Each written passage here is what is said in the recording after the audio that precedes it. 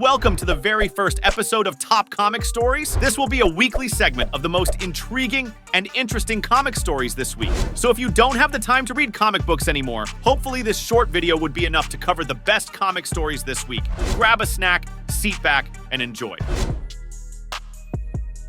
This is how the Thing lived for 4,000 years. A powerful serum from the Future Foundation makes the superhero Ben Grimm human, but it came with a price. The serum from the Future Foundation lets Ben become a regular human and have fun for a day every year. But it turns out this is also the only time he gets older, so he's gonna live for a really long time and he'll get old very slowly. In Fantastic Four number 605, Reed Richards and his dad go to different futures. In the year 3000, they saw the future Fantastic Four, and in the year 6000, they finally see Ben Grimm pass away. Captain America doesn't care about international laws. In this Avengers adventure, they go up against a powerful Doctor Doom, who turned into a monster by using the Eye of the Kraken. Even a giant Groot can't stop Doom. But the clever Wasp goes inside Doom's huge body and grabs the eye. Doom can teleport a little bit, and he runs back to his own country, Latveria. He warns that if the Avengers follow, it'll start a war. But Captain America decides to go after Doom anyway. He figures that if they catch Doom now, he won't be able to attack them later. Since the eye problem is under control, Sam Wilson thinks it's the right thing to do.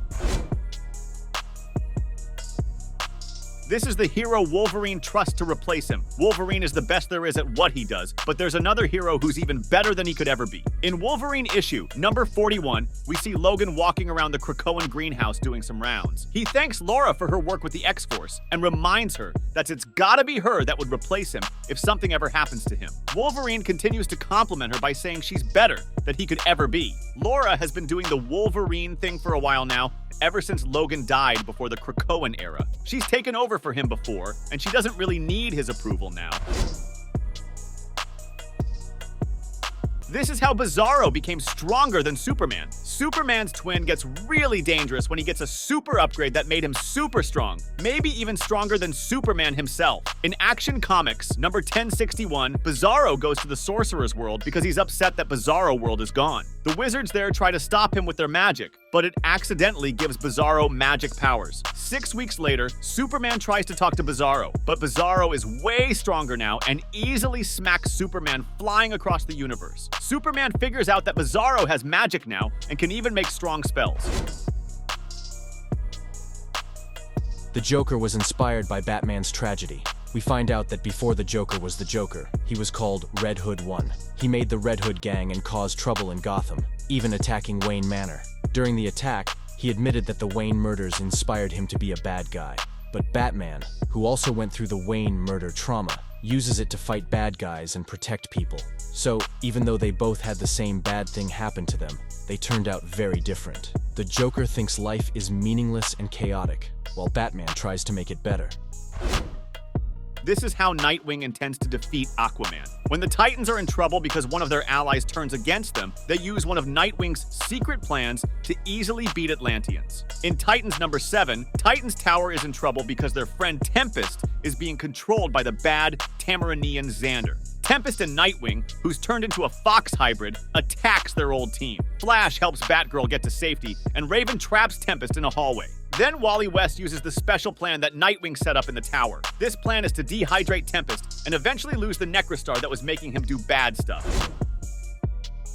This is why Doctor Doom is a better leader than Professor X. Doctor Doom put together his own group of mutants, and he might actually be a better leader for them than Professor Xavier was for the X-Men. When the X-Men go to Latveria, they come across Doctor Doom's own version of the X-Men, which he calls his Daggers of Latveria. This team includes Nerium, Volta, Slag, Ironcloak, and Dreamer. As they fight the X-Men, there are flashbacks showing how Doctor Doom convinced each of his mutant team members to join him. The common theme in these flashbacks is that Doom offers them love, care, a place to live, and a chance to get better with their powers. Loki did the cruelest thing to Captain America. Loki spills the beans on how he got mega powerful by whooping the Avengers from other dimensions. He chained up Mjolnir so no one could use it, trapped Iron Man with only booze for company, and did this epic move of sending Captain America to Jotunheim, the Frost Giant's turf. He probably did some homework and found out Cap's frozen at the end of World War II and other realities. So he made sure that was his last battle. Now Cap's stuck there, guarded by frost giants in a forever winter wonderland. And it seems like no one can rescue him from that icy predicament. Joker traumatizes Superman in a messed up way. The Joker gets reality-bending powers from Mr. Mxyzptlk, and he goes all crazy with it. He turns Metropolis into a wild place, messes with Lois Lane's head by mixing in Lex Luthor's personality, and makes her turn against Superman. This seriously messes with Supes' trust in people, and it lets the Joker run amok with reality. It's not just losing someone you love, it's like they choose to be with someone else, which is a whole different level of messed up. This is the world's greatest detective according to Nightwing. Batman is famous for being the best detective in DC Comics, but his buddy Nightwing has a different favorite detective. In Titans, Beast World number 3, Nightwing thinks Detective Chimp is the best detective ever. Detective Chimp, whose real name is Bobo T. Chimpanzee, is a super smart chimp who learned detective stuff at the carnival and got even smarter by visiting the Fountain of Youth. Some people say Detective Chimp isn't perfect, but his detective skills are pretty solid, and it's hard to argue with that. So maybe he deserves to be called the world's greatest detective even more than Batman does. What if Eddie didn't become Venom? In Venom number 29, a dark future is depicted where instead of Eddie Brock becoming Venom, he passes away. This leads to Venom finding his wife Anne and Eddie's son named Dylan. Without Eddie around, Null takes over Dylan's mind and he becomes the villain called Codex. Codex uses other Venom-like things to take over the world. This shows how important Eddie is, because without him, Earth can't defend against Null, whether he tries to take over by force or messes with people's minds. Spider-Man is unstoppable, but only in New York. Spider-Man's got a crazy showdown with the Avengers, and they're all thinking their minds are getting messed with. Spidey takes down Captain Marvel and outsmarts Thor and the rest of the heavy hitters. The Beyonder is watching, and he's like, in tight spaces, Spidey's untouchable. That's because he knows every nook and cranny of New York City, and it helps him cancel out Thor and Captain Marvel's powers that need open areas. But let's not forget, Spidey's not invincible. Energy attacks and telepaths can get him. The Avengers work as a team, but in the city, Spidey's got the upper hand. The moment Superman becomes Bizarro. In this story, Bizarro, who's like a messed up copy of Superman, suddenly appears, seemingly stronger than he has ever been. He punches Superman so hard that he flies to different planets in space. Normally, Bizarro is just annoying, not a big problem. He then expresses that he wants to go back to his home, the Bizarro world. Bizarro leaves Superman and goes back to Earth, messing with magic and powerful objects to grant his only wish. Superman tries to stop him, but fails, ending in a twist as Superman becomes Bizarro, and everything around him turns into Bizarro World. Batman may be crazy for doing this to Red Hood.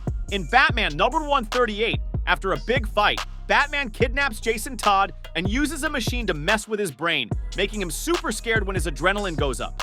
Red Hood can't believe Batman did this, and he thinks Batman might not be in control of himself. Batman has this extreme personality called Zur-En-Arrh, which wants to get rid of Red Hood. Even if Batman is being controlled, Zur-En-Arrh is still part of him, and it seems like Red Hood won't forgive Batman anytime soon. Batman can't undo what he did to Red Hood's brain, so Red Hood might not be able to fight crime anymore, and this could mess up their relationship with the Bat family. Mr. Fantastic versus Plastic Man. Who would win? Reed Richards is the leader of the Fantastic Four and the one who started the Future Foundation. He's a genius and possessed elastic powers after a space trip with his colleagues. He's all about science and making the world better. On the flip side, Plastic Man, aka Patrick Eel O'Brien, started out as a small-time crook, but turned into a total hero when some funky chemicals gave him crazy stretching powers. He's not as brainy as Reed, but don't underestimate him. He's been on some epic adventures, kinda like the stuff Reed deals with. So, who would win in a fight? Can Batgirl actually defeat Wonder Woman? In Birds of Prey number 4, the birds are on Themyscira Island to save Dinah's sister Sin from an evil being. They sneak in to rescue her without alerting the Amazons, but Wonder Woman shows up to defend her home. Batgirl Cassandra Cain fights Wonder Woman, and even though Wonder Woman is super strong, Batgirl uses her speed and gadgets to try and outsmart her. This fight shows that if someone wants to beat Wonder Woman, they should avoid fighting her head-on and try to outsmart her from a distance. a lesson Batman needs to learn too. Miles calls out Peter Parker for being toxic. In the Amazing Spider-Man Gang War, First Strike Darta 1, Peter Parker asks Miles Morales for help in bringing peace to New York City as a prelude to the Gang War event. However, Miles is upset because Peter hasn't been there for him during tough times. He accuses Peter of being a bad friend for disappearing without explanation for 6 months. When they meet, Miles gives Peter a piece of his mind, and Peter eventually realizes he needs to change his ways and be there for his friends. As their motto says, with great power comes great responsibility. Flash was easily defeated by this villain.